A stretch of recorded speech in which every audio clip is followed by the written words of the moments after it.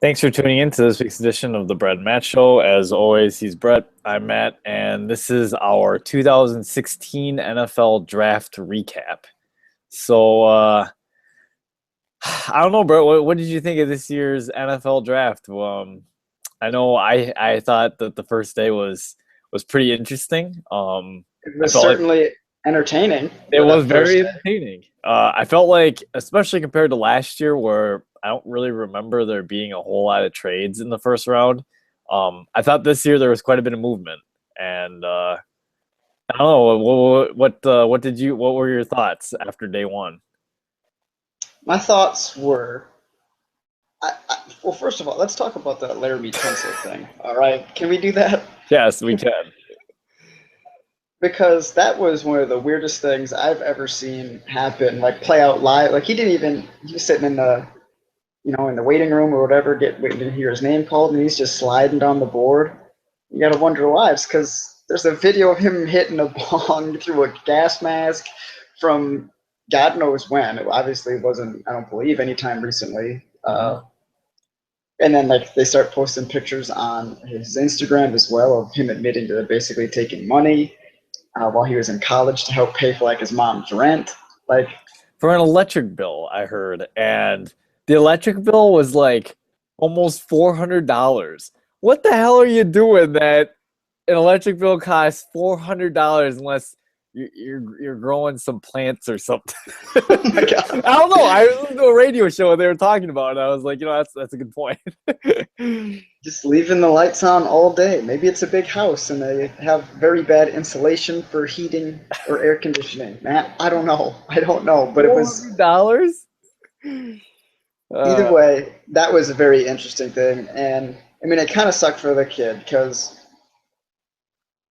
if you look at what those two things were, one, the taking money thing, sure, it's not legal via NCAA standards, but it's not illegal to take money from somebody.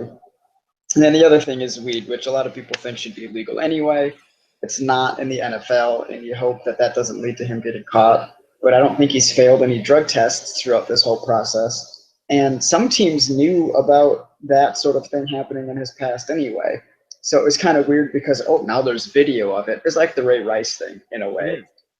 where, oh, sure, 2 games, that's fine. You know, we know what you did. You hit somebody. And then video comes out and they're like, oh, shoot, now we have to cover our ass. So Do you think teams it's were kind doing of that silly. in the Kind draft? Do you think when that video dropped, all of a sudden he was like, supposedly the Ravens were like, well, you just went off our board. right, and they were probably going to take him at 6, um, which would have been a great pick, and then they didn't. So I mean, yeah, it definitely costs him a lot of money, and I do think that teams were doing that just because there was video. Now for Miami, it's great because you got one of the better players in the draft at 13. You didn't have to trade into or out of any draft picks. You just had a great player fall in your lap. Um, which it sounds like they're going to play him at left guard to start because they already have like Brandon Albert and Yep. a draft pick from last year at right tackle. So, but either way, like he'll slide out to left tackle. I'm assuming in a year or two after they cut Albert. Yeah, I gotta say I've watched the NFL draft quite a bit. Don't think I've seen something like that, where a video surfaces like that, and all of a sudden the player just starts slipping. And honestly, it was kind of in free fall mode, and I really wasn't sure what team was going to necessarily take him. I mean, Tennessee traded back up to draft Conklin, which Which I thought was hilarious. like they just everyone says, what, like they don't I mean Tennessee didn't take him, and uh yeah, really more of a, I feel like, a luxury pick for the Dolphins, but um if he keeps his off the field stuff in check, he has a chance to, be a really really good player and be a steal. um What's interesting to me about Tennessee trading up for Conklin is that I think that Taylor Lewan's probably a better left tackle than Conklin's going to be. So they just traded up to get a right tackle, which I've said the whole time you need both, but like to trade up for a right tackle seemed a bit weird. it's true. I think in Tennessee's defense, I think they plan on playing Taylor Lewin over at left tackle. So They probably want a really good right tackle too now. Which you're right. I mean, it seems kind of silly to trade up, but with the way that Tunsil was falling, they must have known that they probably didn't want to take him. Would be my guess, and they really wanted to ensure that they were going to get a guy that didn't have the off-field baggage, someone that they wanted in their organization. Would be my guess. Um, what did you think? What did you think of Dallas taking Ezekiel Elliott at number 4?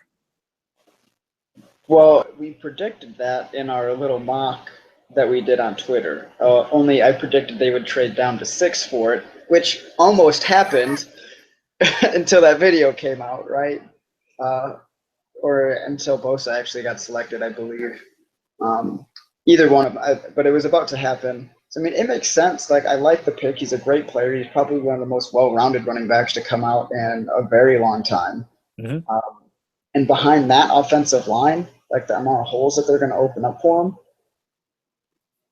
I know that he's competing with time for 2 guys that have been starters in the league for a few years in McFadden and Alfred Morris, but if he gets the bulk of the carries, guy could probably be a Pro Bowler in like year 1. Yeah, I mean, he's got to have a good shot, you'd think, to win Rookie of the Year. Just looking at the situation he's in, you hit on having arguably the best offensive line in football. They got obviously pieces around him. They got Tony Romo. They have Des Bryant. If he comes back from injury, hopefully, and whatnot. So, I mean, Dallas is in good shape, I think, to really, make a solid run at the NFC East. I'm just a little suspect on their defense. Obviously, they had some big needs at defense, and maybe they weren't banking on the Chargers taking Bosa, which we can get to in a second. I do kind of wonder in my head if that would have influenced their pick at all if Bosa would have been there.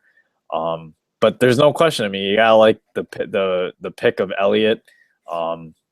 Has a chance to make an impact right away. In my opinion, it's such a hard thing, right? So, like, I like the pick, but at number 4, it just seems a little too rich. I don't know though. There's some dang good running backs coming out next year, right? So, would you put Elliott on the same talent level as, like, say, Fournette coming out next year? Yeah. I mean, and next year's going to be a good draft, but I mean, you can't bank on any of those kind of guys being like. Let's just say because Dallas was one of those teams that was probably a playoff caliber team had Dez and Romo been healthy, right? Right. Have injuries not happen. So if you go into this year, those guys stay healthy and you make the playoffs. Now you're not going to get Fournette next year either. So I mean, you can't really say, oh, I mean, Fournette's coming out next year. Let's just wait for him because there's no guarantees you're going to get him. And Zeke, I think, can be that good. I don't think Zeke runs necessarily with like the power, but it's a different type of back than Fournette, and he's probably a little bit more well-rounded in like the pass game and blocking. So, I mean, I don't totally hate the pick. Now, like you said, defense for Dallas needed some work, and they only drafted. I do like Charles Tabor, by the way, or Tapper, however you pronounce his last name. There's a nice highlight of him chasing down like Amari Cooper from like 55 yards downfield. So he's a guy that is definitely an effort guy, good athlete, to help on the edges, especially considering both of their defensive ends are suspended for the first 4 games of the year. And they also need help at defensive tackle, and they got the guy out of Nebraska, Collins. But still, and they did draft Jalen Smith as well, which was also an interesting pick because that was drafted before Miles Jack. Correct. So you're banking on, Jalen Smith coming back and playing for a longer amount of time, even if he misses this year. Whereas if you take Jack, for instance, he's probably playing this year in the next few years, but may not have as long of a career. It's kind of like an interesting dynamic and thought process on which guy to pick. Yeah, you're absolutely right. I gotta say, I gotta hand it to the Cowboys. I mean, I'm by no means a Cowboys fan, but really happy they drafted Jalen Smith. That was a pretty cool little moment that he had with his family when he got drafted. And I know you don't like Notre Dame, Brett, but I gotta say I'm kind of pulling for that guy. Yeah, I mean I don't hate players on Notre Dame other than Rudy. Oh my! Come on! How do you like football? I don't like Rudy. Okay, is that such a bad thing? Um, uh, Also, don't like the movie Hoosiers. Shoot me, guys, shoot me. I know I'm in you were in a Indiana. bad state right now. uh, I'm trying to see. So other things that happened. Boy, we would be doing. We gotta talk about someone who had arguably the best draft. The Jacksonville Jaguars, right? So, and in my mock, I had them taking Miles Jack only because I remember talking with you off camera. I was like, what do? I just screwed Jacksonville. I had the Chargers taking Ramsey. I had Bosa going and to Dallas, and all of a sudden I left poor Jacksonville with like no one. And I was like, I have to give the Miles Jack just because I don't know what else to do here. And turns out they wind up getting both Jalen Ramsey and Miles Jack in the second round. Um, just those two players alone, that's a great haul. It is. I mean, you got arguably the two best players, two best defensive players for sure in the draft. Um, this defense is going to be good. It might not be one of those things where you see instant results because rookies, they're going to have their rookie mistakes, but these guys are good. You're adding in, Fowler, who got hurt last year, all the guys they signed in free agency. This is a team that could definitely compete in the South, I think, either if not this year, but in the upcoming years when all these guys mature and like learn the NFL ropes. I completely agree with you. And by the way, that since you're down there in Indy, you can speak to this. But I gotta say, if I was, it kind of almost reminds me about or kind of like how back when the Packers kind of just dominated the NFC North because they had Favre and no one else really had a quarterback. I mean, the Vikings for a while. I mean, they had Culpepper and Moss, and obviously they were pretty good then. But it just seemed like the other teams were always playing catch up to the Packers. Um, Kind of felt that way with the Colts, but I think the rest of the AFC South is really catching up to them, and I expect it to be a pretty competitive um, division next year. I think. It should be. I mean, you look at obviously Houston won it this year. Andrew Luck's injury probably plays a factor into that. Mm-hmm. But Houston improved, I think, a bunch this offseason. Perhaps getting better at quarterback, some running back help. And then they drafted a bunch of receivers as well. So that offense should be a little bit more explosive, not as reliant on one guy like it was last year. Um, and the Colts kind of doing Colts things. If you ask Ryan, Ryan is not a fan of what they drafted. He didn't he didn't want a center in round one. He didn't want the guy. He didn't want the guy that graded out as like the worst coverage safety in all of college football in T.J. Green. He did. Via PF or Pro Football Focus. He's pissed that they traded for Green Bay spot, and then Green Bay took Jason Spriggs. He really wanted Jason Spriggs. So I don't know. I don't know how to view that. I think Kelly, if you listen to a lot of the people that were grading, probably the best center prospect to come out in a few years. Um, no one is actually questioning him going in round one like they were Travis Frederick. And we knew how good Travis Frederick was. Yeah. Yep. I don't care for Raven Clark, but I think Hassan Ridgeway for the Colts should be a really good player, the defensive tackle out of Texas. It was real funny because the Florida linebacker they took, I'm legitimately faster than that guy. Granted, I weigh about 120 pounds less. Legitimately faster than that. I'm actually faster than him, and I don't have an arrest for barking at police dogs like he has. So I don't know. They drafted some. It's an interesting draft, I think, as always. But yeah, like you're right. I think that division definitely got a little bit more competitive over the weekend. Definitely. I think another surprise for me was at the end of the first round, the 49ers traded back into the first round to draft a guard out of Stanford. Someone that wasn't really on my radar as a first round guy.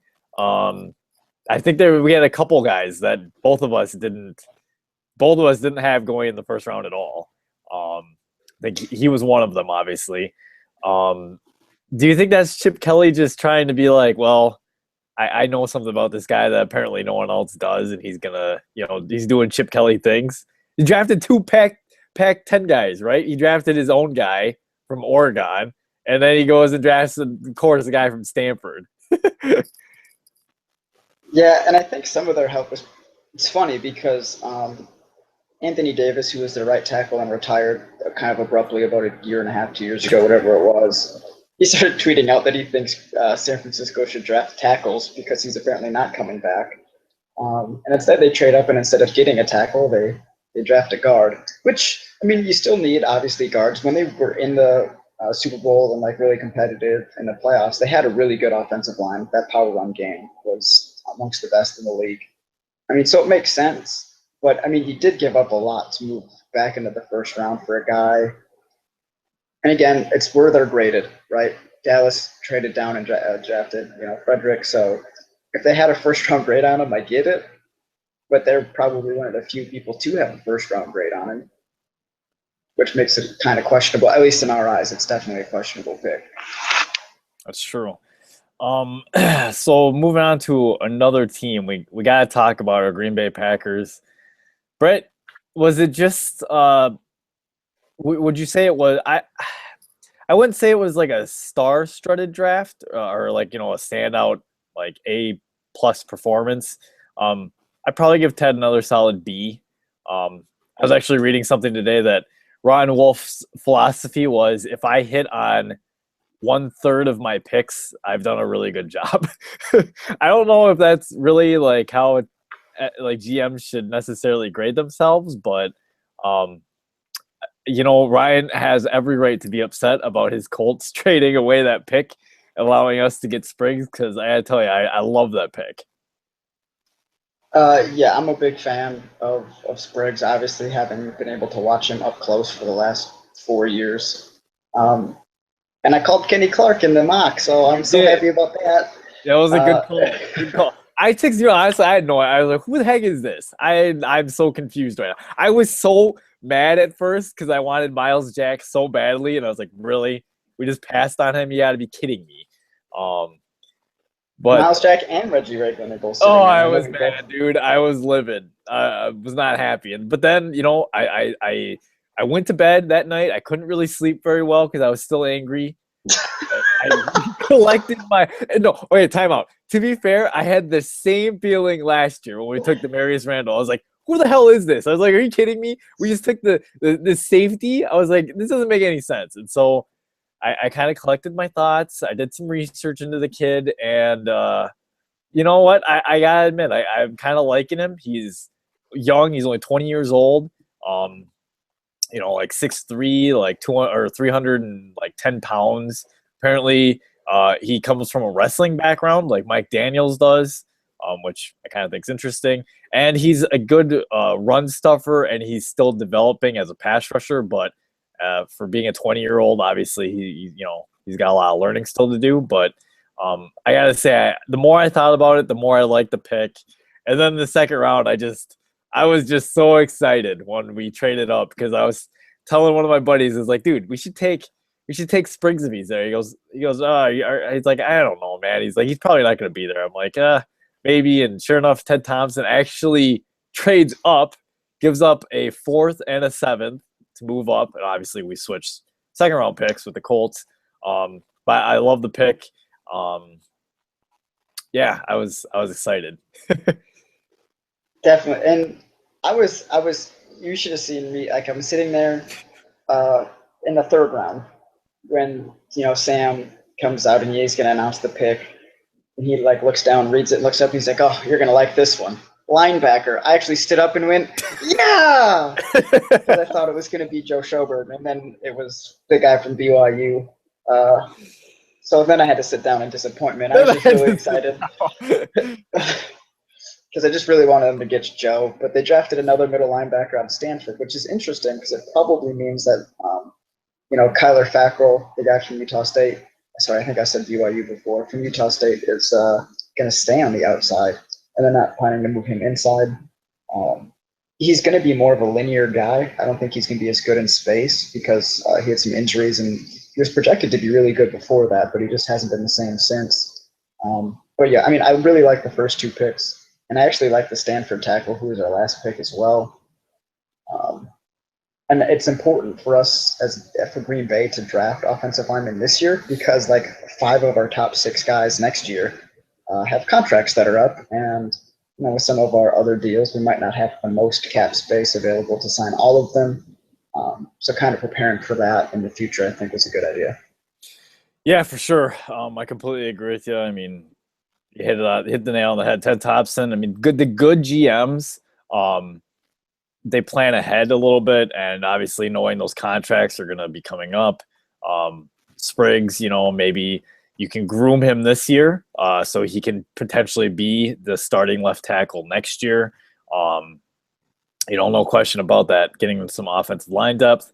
Um, we did take a speedy receiver out of Cal, because everyone was making fun of the Packers for being slow. So got that Cal connection though. Rodgers loves his Cal guys, so um, there is that. um, Obviously, drafting an inside linebacker at Stanford that should hopefully help keep Clay Matthews at outside linebacker. So I like it there. But a lot to be seen yet with the class overall to see how they'll do. The Packers are one of those teams that rely pretty heavily on rookies to make an impact on the team, and I don't think this year is going to be any different just because of the way we approach free agency. So, wouldn't surprise me too if every year there's usually like one or two guys that are undrafted that make an impact in training camp and end up making the team. So it'll be interesting to see which of those guys ends up helping us out. Yeah, and looking at the guys that they did bring in as undrafted free agents, I mean, there are a couple inside linebackers in that group, including Mississippi State's Beniquez Brown, who I think some people had as a draft or had him as a draftable grade. Geronimo Allison, wide receiver from Illinois, and Devontae Robinson, a wide receiver from Utah State. So, I mean, they are trying to probably bring in some guys that'll, were also positions of need. Not that wide receiver is per se, but we did see last year how much of trouble some of those guys had without Jordy. So, should be fun. I hope honestly none of those receivers make the roster because that probably means Jared Abbrederis gets cut. But I mean, it'll be interesting to see, as always, who comes out of that undrafted group. Definitely. That one other team that did a really good job. I actually really like the Ravens draft. Thought Ozzie Newsome did a good job maneuvering around, trading back, getting good value, and then being able to get some really good picks, especially in some of the middle rounds where a lot of your teams are built. So the Ravens kind of in a similar situation with the Cowboys, right? Where the only reason they were up so high was because a lot of their team was decimated by injuries. So I think they're a team that can turn things around really fast. And I wouldn't be surprised at all if the Ravens were in the playoffs next year. That's a very strong possibility. I mean, like we said, that was one of those teams that was probably going to draft Tunsil, who is probably better than Stanley, but ended up not doing it. And obviously, they're also that Ray Rice team, so they got to be careful about video a little bit more maybe than other teams that just have that in the back of their head. But there's also been some rumors that they might lean more towards like a four-man front instead of a three-man front. I don't know if you've heard those or not, but I mean, some of their draft picks, given who they've taken, Willie Henry, defensive tackle from Michigan, the defensive end from BYU, outside linebacker from Boise State, kind of seem to match up with those rumors. So it'd be interesting to see if they do end up making that change or if they stick with the 3-4 that's been so good to them for a long time. Yeah, definitely. So I mean, so I guess I hate to call them losers, but actually, wait, we got one other team I want to talk about before we get on to maybe some teams that we were a bit question marked with. So what did you think of the Cleveland Browns? Okay, well, I don't hate some people. Some fans that I know down here did not like the pick of Corey Coleman, wide receiver from Baylor, who was probably my second favorite receiver in the draft outside of Doxson. And I like the pick of Emmanuel Ogba. It was just, if you look at, okay, so they bring in an analytics guy, and the numbers that they're using aren't like skill numbers or athletic talent or skill numbers. It's like they just drafted guys that were really productive, and they're banking on college production equaling NFL production, which usually isn't the case, but that's what they drafted, which is weird considering the baseball analytics sort of thing is not that at all. It's should be a little bit more deeper than that. So It's a questionable draft. Now, I feel bad for Joe Schobert because that team is trash, and I like Joe, and he's going to be stuck there for 4 years at least, probably not winning a single thing. Um, but I guess good for him getting drafted. But yeah, it was a fairly questionable draft and kind of weird considering the background of the general manager or whoever was making those picks. Now you have to applaud them because they made a ton of picks. They did, and none of. I mean, obviously they got Kessler at QB, but I mean, they drafted a ton of receivers, right? So they're obviously pretty much saying Josh Gordon, whatever, we don't care about you anymore. Like we're set. Yes. They drafted a ton of receivers. I mean, you're right. Like they drafted guys that were super productive, which, I mean, obviously Joe Schobert was really productive at Wisconsin. I thought he was an underrated prospect, and I mean, he was what, the first pick in the fourth round. Um, it just kind of shows you, but I just I just wonder if that production is going to translate in Cleveland. It never seems to for those guys. And I'm also disappointed that they didn't draft more offensive linemen. Like two of their three best guys left. The one guy they drafted last year that was in the starting lineup was trash. So basically, they have Joe Thomas on the line and not much else. And they didn't pick a guy in the offensive line till the third round and then again in the fifth round. Both of them. It, I don't think Cleveland got better this offseason. I just don't. And that was a team that sucked. I mean, they just somehow managed to get worse. That's true. So one thing I pull up this, I read this stat, right? So it happens more often than it doesn't for sure. But when two quarterbacks go number 1 and 2, one typically pans out to be pretty good, and the other pans out to be really bad. So which of the two do you think pans out to be good, and which do you think pans out being bad? I'm going to say Goff is more likely to be better. Me too. Just because the situation he's in, or what? Some of the traits, I mean, he doesn't have like a cannon arm, but it's strong enough. And I think I like his accuracy. For me, accuracy is more important than whether or not you can throw a football really hard. Um, Accuracy and anticipation seem to be definitely favoring him. yeah, and so I mean that those I think are the traits. It doesn't mean you can't develop at least the anticipation part, right? Like you expect a guy like Wentz to be able to do that, but Goff is just he's got I think a lower floor, which means that even if he doesn't ever reach his full potential, he still should be higher than say if Wentz is somewhere in the middle of his potential. Mm-hmm. Um, so it is just a higher chance for me that I think Goff is going to be a better quarterback over the term of their careers. Doesn't mean either one of them is going to be an all-star or both of them bust, but of the two, I like Goff better. The thing I think is interesting is Goff is the first quarterback to go number 1 overall with like a losing winning percentage. Like his just career stats, like he didn't win. And then you have Wentz on the other side who was winning national titles at the 1AA level. Do you think, are you one of those people that thinks winning translates like to the next level? Like someone that wins in college and succeeds at a high level, like that kind of attitude, that mentality translates at the next level? Oh, you can make an argument that, like Russell Wilson, like he won at every state, he got to really big games at, different levels in college football, being at NC State and then coming to Wisconsin, he kind of brought that winning attitude to Seattle and turned it around right away. Do you think Wentz has that going for him at least? Well, let me say this first for Goff is remember his first year was under a new coach because Jeff Tedford got fired because they weren't very good in 2012 and they hadn't really been producing at what they think should have been Cal level. So his first year he was 1-11. It's a new team, new staff. I mean, it's not a great year, and he's a freshman. I think as a true freshman. And then they got better every year. Went from 1-11 to 5-7 to 8-5, winning their bowl game that last year.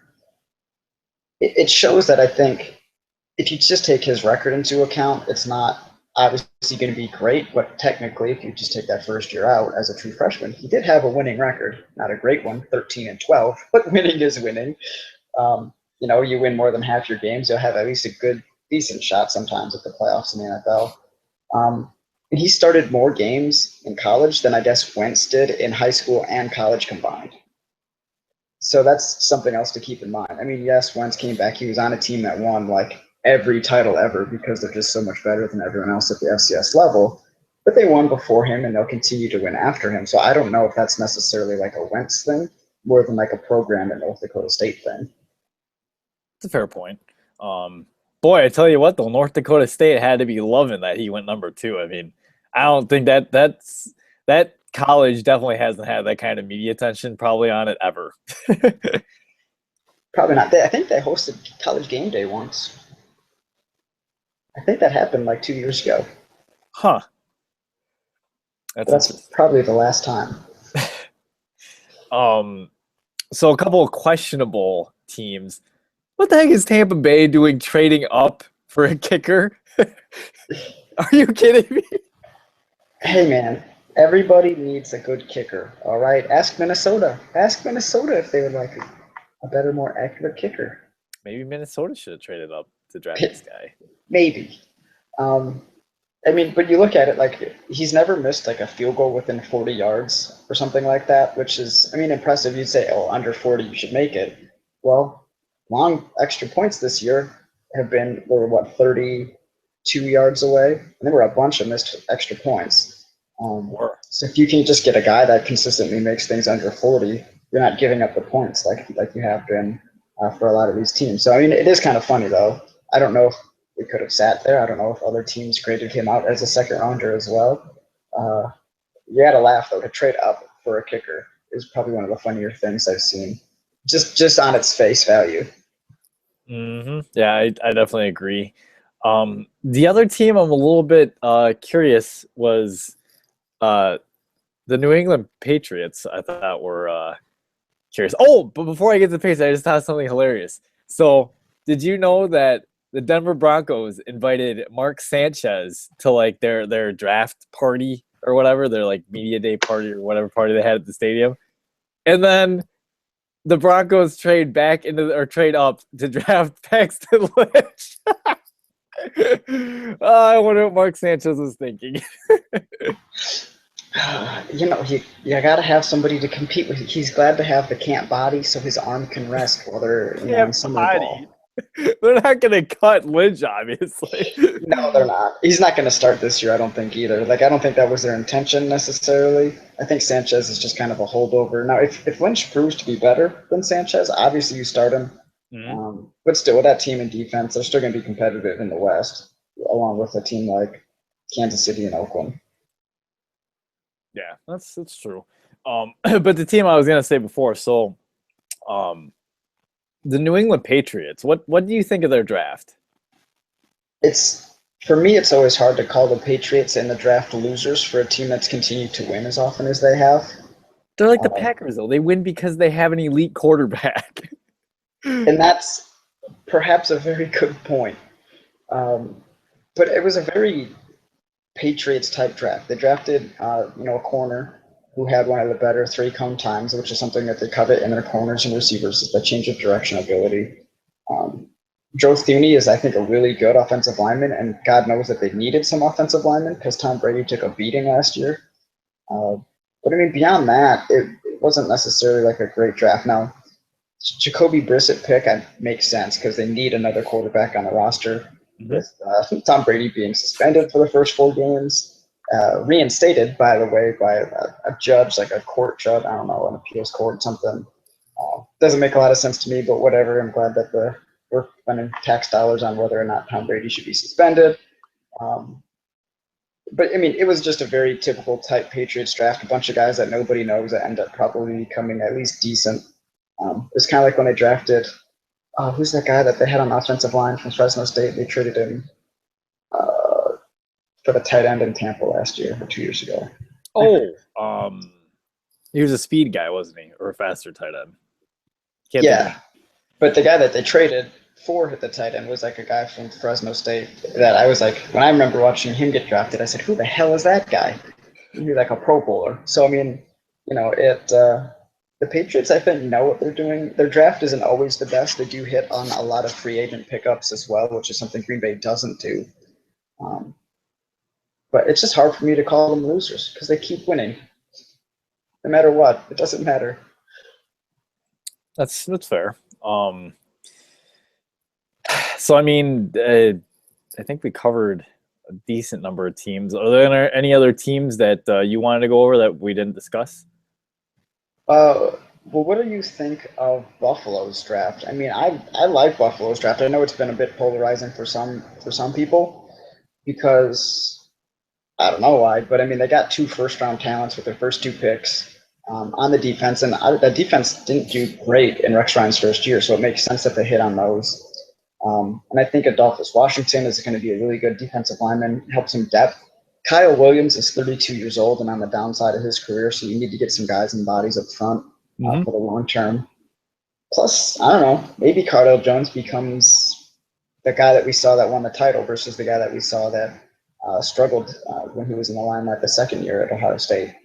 Yeah, I mean, he doesn't have to. He won't be obviously in a position where he has to start with Tyrod Taylor, so he get a chance to learn.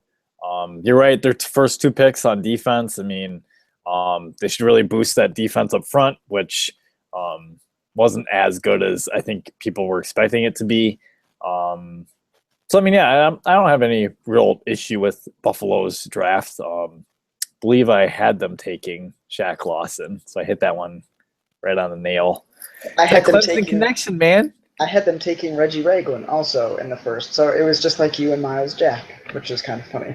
Well, we could give each other the points, and it doesn't really. Oh, speaking of which, you definitely kicked my ass in that. So congratulations for like the third year in a row. Yeah, buddy. On being better at mock drafts. See, Brett, you should just listen to me. Oh, I think NFL teams should listen to me. Is what they should be doing. Flip it. But yeah, I mean, I think it's an interesting draft, and I do like their first 3 or 4 picks. I think they got better as well. What about the Jets? What about the Jets? Taking Hackenberg? Oh, can I give them an F?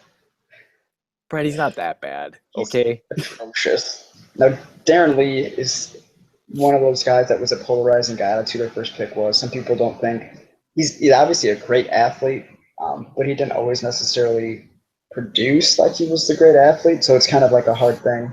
Hackenberg, I don't get, at all, frankly. They need a QB.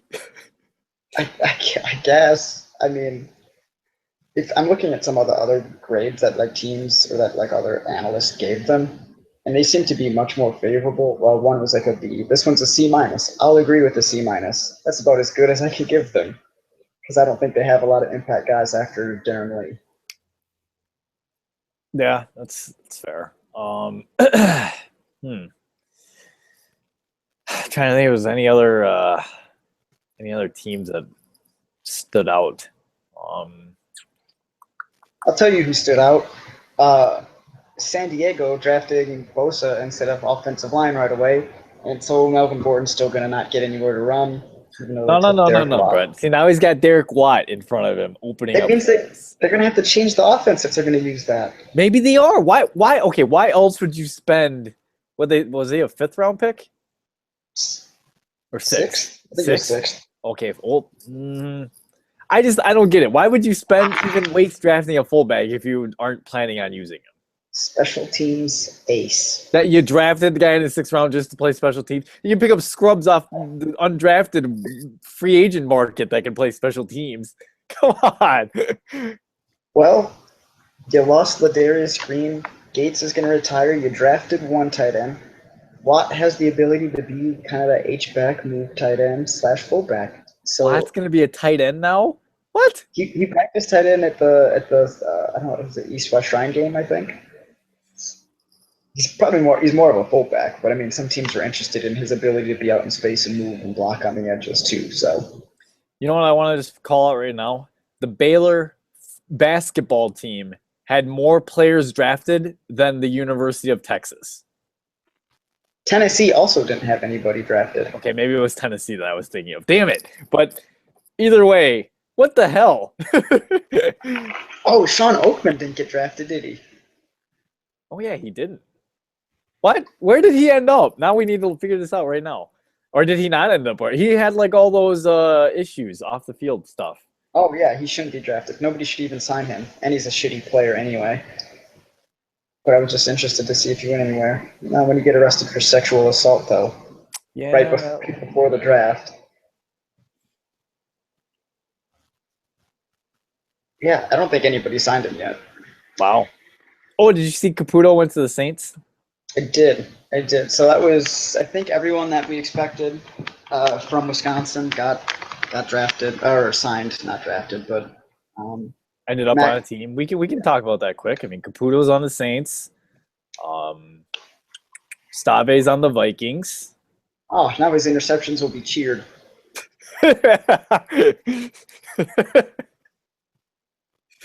um, I think Alex Maris. Erickson, Maris is on the Titans. And who else went to Cincinnati? There were two guys from the team that went to Cincinnati. Really? Erickson, yeah. I thought there was only one. Darius Hillary? Oh, you're right. Yep. Someone went to the Raiders. I think. McAvoy went to the Seahawks. On a tryout, right? On a tryout, yep. It's not a full contract. So it must be even less money than what I saw Caputo's contract was like a $3,000 signing bonus. Yeah, you don't get paid a ton to go there and get yourself beat up. But No, that's you get paid, yeah, like crap. the Raiders did sign Darius Latham from Indiana. Some people had him, definitely had like a draftable grade on him. He got in trouble right before the draft, got arrested for like drunk driving. No boy. Just a couple weeks ago. So, that's not always the smartest thing to do. You should probably chill out on the party time right before the draft. After the draft, do whatever, because, well, don't do whatever. Well, just don't do it before the draft. Open lied. And Trailer went to the Dallas Cowboys. No, that's right, the tight end. Okay. So yeah, only two Badgers drafted this year. Can't say. I mean, obviously Joe. I think Vince Beagle obviously would have been drafted if he would have went pro. But yeah, I mean, next year, looking ahead, obviously you have Beagle and Corey Clement will probably definitely get drafted. Yeah, Corey should, assuming he, one, stays out of trouble, doesn't pick fights with people, and two, stays healthy and produces. What would have been interesting though is if Beagle would have went pro, and for some reason they were both on the clock or like there when the Browns are picking. If the Browns still would have taken Schobert over Beagle because everyone was saying Beagle is the more talented of the two, that would have been interesting. Oh, Beagle wouldn't have been there though. Brad, are you sure? Come on. I'm pretty sure. I think he's probably gonna be a second or third round pick next year. Same with Corey. I think could be a second or third round pick. Corey Clement, a second or third round. Brett, Derrick Henry win the second round. What are you smoking? Yeah, and so did Le'Veon Bell. I mean, a lot of guys. And Moneyball. Okay, fine. You're right. See, but this is what I mean, right? So these guys go in the second round. The Cowboys spend the 4th overall pick on Elliott. I don't know. I can't get over that they could have had Derrick Henry and had a really talented defensive player. But I get it. Obviously Elliott's the big splash, man. Can't argue that. Dude, I'm calling it right now. There's no way Corey goes in the second round next year. No way. I'm saying second. This is on videotape. We are making a bet on this. He will go day 2 if he's healthy and has that type of year. If there's injuries, the bet's off because that doesn't count. Why? No. If there's injuries or he does something stupid like get himself in trouble, you lose. Yo, if he gets hurt, I don't lose. If he does something stupid, then we can count that as me losing. Injuries happen. Fine. Okay, I won't hold the injury against you. That's fair. Day 2. I'm not saying second round. I'm saying day 2. That includes the third round. it does include the, but there's gonna be guys like Fournette. There's gonna be Nick Chubbs. There's gonna be McCaffrey, who I think is awesome, and I really like him. That guy's the man. What other Big Ten running backs are there gonna be? Let's see. Obviously Corey.